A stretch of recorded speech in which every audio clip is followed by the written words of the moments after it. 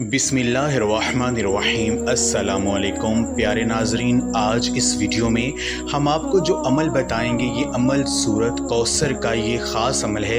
इस अमल को आपने सुबह बिस्तर से उठते ही यानी सुबह जब भी आप उठें तो आपने उठते साथ ही इस अमल को करना है। आप इस अमल को वज़ू के साथ या बग़ैर वज़ू भी कर सकते हैं। अगर आप इस अमल को कर लेते हैं तो इंशाअल्लाह ताला रात होने तक इतना पैसा आपको मिलेगा कि संभालना मुश्किल हो जाएगा। इंशाअल्लाह ताला अल्लाह तबारक व तआला की गैब मदद से ऐसे जगहों से बंदोबस्त होना शुरू हो जाएगा कि आप खुद देखकर हैरान हो जाएंगे। तो मेरी वो बहनें और भाई जिनके घरों के माली हालात ठीक नहीं है, जिनके घरों में रिज़्क़ में कमी आ चुकी है, जो गुर्बत व अफलास और तंगदस्ती की ज़िंदगी गुजार रहे हैं, जिनके घरों में गुर्बत ने राज कर रखा है, वो ये अमल कर लें। इंशाअल्लाह ताला अल्लाह तबारक व तआला के फज़ल व करम से इस अमल को करने से आपके घरों में बेपनाह रिज़्क़ की दौलत की बारिश होना शुरू हो जाएगी। आपके रिज़्क़ में बेपनाह इजाफा होना शुरू हो जाएगा। ये आज का अमल सूरत कौसर का अमल है। सूरत कौसर कुरान पाक के पारा नंबर 30 में मौजूद है। इस सूरा को कुरान पाक में बहुत ज़्यादा फजीलत हासिल है।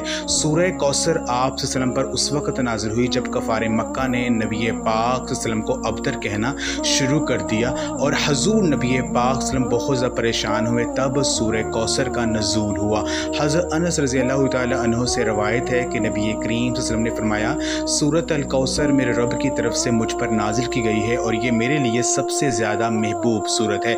जो शख्स रिस्क में बरकत चाहता हो इसे चाहिए कि सूरत अल कौसर को रोज़ाना कसरत से पढ़े। ये सूरत फ़िक्र व फाका से निजात दिलाती है और रिस्क में इजाफा करती है। ये अमल आपने कुछ इस तरह से करना है कि सुबह जब भी आप उठे यानी सुबह जब भी आपकी आँख खुले यानी सुबह बिस्तर से उठते ही आपने इस अमल को करना है। आपने ये करना है कि आपकी जो मौली परेशानी है इसका तस्वुर आपके जहन में हो और इस वजीफ़े को शुरू करने से पहले और दुआ मांगने से पहले आपने एक दफ़ा दरूद इब्राहिमी जो है वो आपने पढ़ना है। दरमियान में आपने 33 मरतबा सूरत कौसर पढ़नी है। 33 मरतबा सूरत कौसर पढ़ने के बाद आपने 11 दफ़ा सूरत अल माइदा की आयत नंबर 114 को आपने पढ़ना है। इसी एक आयत को पढ़ने की बदौलत से ईसा इब्ने मरियम रज़ियल्लाहु तआला अन्हु की अल्लाह तबारक व तआला ने बहुत बड़ी जो मुश्किल थी वो हल कर दी। इनको गुर्बत व अफलास ने घेर रखा था तो उन्होंने इसी एक आयत को पढ़कर अल्लाह तबारक व तआला से मदद तलब की।